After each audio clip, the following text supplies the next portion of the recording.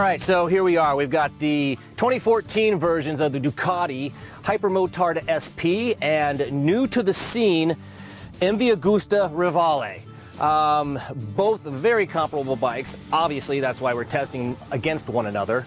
But there are some very unique differences that we have found out. Troy, what are some of these differences? We were talking about this earlier, how there really isn't a category for these two bikes. For a while, the Hypermotard was in a class of one, basically. This kind of sport bikey-ish, motardy type of bike that you really couldn't place in one area. And I guess Ducati's neighbors in Italy, MV, thought, hey, maybe that's a trend we should catch on to and build something around that. So here you have the Rivale. You could call it maybe sort of a copycat of the Hypermotard, but in its own little way, it's a bike that is completely worlds apart from that Hypermotard. You know, some of the other styling cues between these two bikes, I mean, they both have a single-sided swing arm. You know, they both have the handguards with the integrated blinkers up front, but the MV, Troy, I think has gone over and above itself in terms of beauty. If there's one thing Italians know how to do, it's design beautiful things. And the MV excels in that regard, especially this Rivale. I mean, starting up front, you've got these integrated daylights that go with the blinkers and the handguard, which to me is stunning. But more so, you go to the back of the bike, and you got these taillights that to me are just absolutely amazing. They look so good. And then you got this like ghost rear hugger with the integrated turn signals on them. I think, Tom, you agree. Just the back of this MV looks incredible. And then go all the way forward to the front and the entire thing just ties together real well. Whereas the Duck, you know, it's good looking, but it pales in comparison to the MV. No, the MV looks as good going as it does coming. You know, that front end is also amazing. The lines on it, you know, from the fender up through the stylized, you know, air intakes and the fuel tank. When we talk about the MV, this 3-cylinder 800cc gem, I think we can agree is an absolute blast. It revs so fast and it just sounds so sweet. I mean, it's hard to fault this thing now because, Tom, of the fueling. There you go. The fueling on it, they've done a good job. Of course, you know, us, other magazines, we can complaining about this. MV's been aware of it, but they seem to have pretty much fixed the problem. Maybe for the guys that like to do the real long haul wheelies, they're going to find something to nitpick on it. But for the most part, for the average guy riding it around the street, I mean, you're going to be hard pressed to find anything really to complain about with fueling.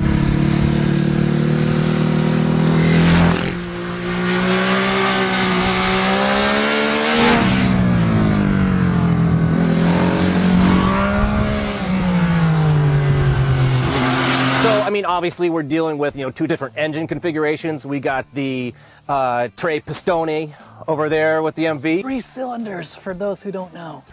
And the Due Pistone over here.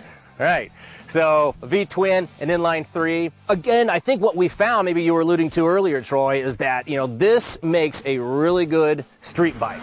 For, say, the sport bike rider who's not ready to go full motard, the MV is kind of the way to go. If it's a dirt bike guy and he's kind of wanting to get into street bikes, he might feel more comfortable on this because it's maintaining more of that kind of, you know, dirt bike-ish motard stance. It's got the, you know, the higher rise fender. It's got the longer travel suspension. We got about 7 inches compared to 5. The MV's got, you know, pretty standard 5 inches of travel or so that, you know, a lot of street bikes have. When you talk about the Hypermotard, you've got a bike that has been around a little bit now. I mean, this is the second iteration of the Hypermotard. The engine now is an 821cc liquid cooled, whereas previously they were both air-cooled versions. When you're comparing the two engines, it's kind of night and day, right? I mean, you've got this MV that's short-geared, really rev-happy, and just takes off, and this Ducati, it's kind of torquey, and it's really tall gearing.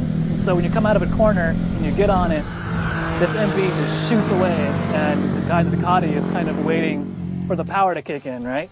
Well, if you're riding, you know, if you're riding high in the revs, kind of almost Panigale-ish, you know, you can come out and, you know, whack the throttle, it's going to stand the front of it. It's not like this is a laggard in any way, but compared to this 3-cylinder, and like we found out on the top end, I mean, nothing's got, you know, the top end of a more sport bike type setup where this guy sort of runs out of steam. Yeah. So when you compare the engines, it's kind of a no-brainer. The MV takes the cake, especially now that the fueling issues have been solved.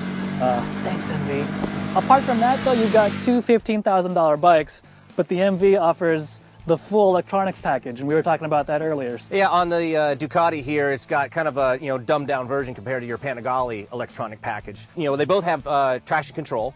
The Duck does have ABS. That is the one thing right now that MV is lacking. It does not come with ABS yet, but it does have the full electronics package that the F3 has, where the Ducati has a race, wet, and sport mode, and that's pretty much it. Where the MV, you have the full customized mode. You can get there and change your engine braking, change your TC, change your throttle. So it's nice. You're actually getting, I think, a lot more bike with the MV. Don't forget the quick shifter too. And the quick shifter. There's a lot to like about the MV. What I don't like are these foldable mirrors. They're kind of gimmicky now. They were kind of cool, and funny enough, the Ducati Hypermotard introduced them when their first iteration. For us California people who are lane splitting, those don't help in any way. I tuck them in when I lane split, and then when you fold them back out again, they don't go back to where you had them before, so you always have to readjust them to make sure you can see behind you. Well, when it comes to handling between the two motorcycles, I mean, they have pretty similar, say, rake and trail, but the big difference, Troy, is we found out a 4-inch difference in wheelbase. Obviously, the Ducati is the longer one, and it doesn't take much, to feel that on the street. We didn't take these guys to the track, but, again, nice, stable handling Ducati, a little slower in the transitions, liquid fast, with the MV, but, a little bit more nervous, takes a little bit more getting used to, get confidence in that bike. But did you have a favorite between the two? In a track environment, my answer might be different, but as far as street goes, I like them both for different reasons. And so I enjoyed the quick clickability of the MV, and I enjoyed the stability that the Duck gave me. So I can't pick a favorite as far as handling goes at the moment. That's one area where I think they're pretty even.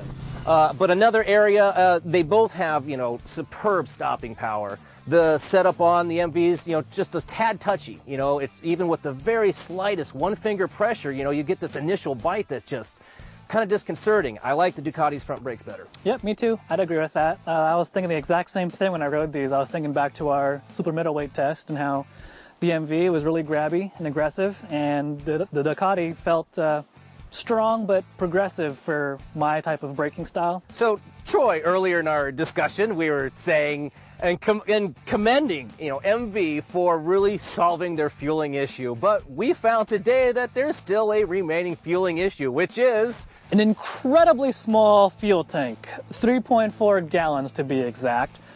Crazy, because if that doesn't make sense to you, our low fuel light came on at only 50 miles. And this bike is out of gas right now. As we speak to you, this moment, this has no gas in it. Yeah, we're still 20 miles outside of town, and we have to go find gas now because we have 85 miles on the clock, and that's dead in the water. There we go. So we were going to tell you a favorite that we like between the two, but we got to go back and tabulate now because we really aren't sure anymore. So that's a huge factor. I mean, and of course, we've been wicking it up, riding hard all afternoon, so granted, you're going to get a little bit better mileage, but again. Well, I've been riding this Rivale on the freeways and just regular around town stuff for a while now. I've been getting about 31 miles a gallon, getting a low fuel light coming on at about 70 miles in normal everyday riding, which is still pretty low. You might make 100 miles out of that bike. Yeah, if you're lucky. So our next shootout is going to be the MV going up against the Zero then, right? I mean, doesn't the Zero have 75-mile range or something? Yep. You stay tuned for our next gas versus electric shootout. You might be surprised. Okay, so I think we found things we love and things we don't love about both of these bikes, so we need to go back to our office, jot down our notes, tabulate some scores, so we'll have the full review ready for you at motorcycle.com.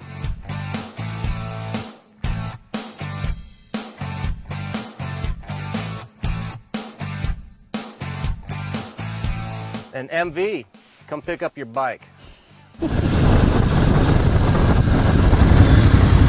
All right. Okay.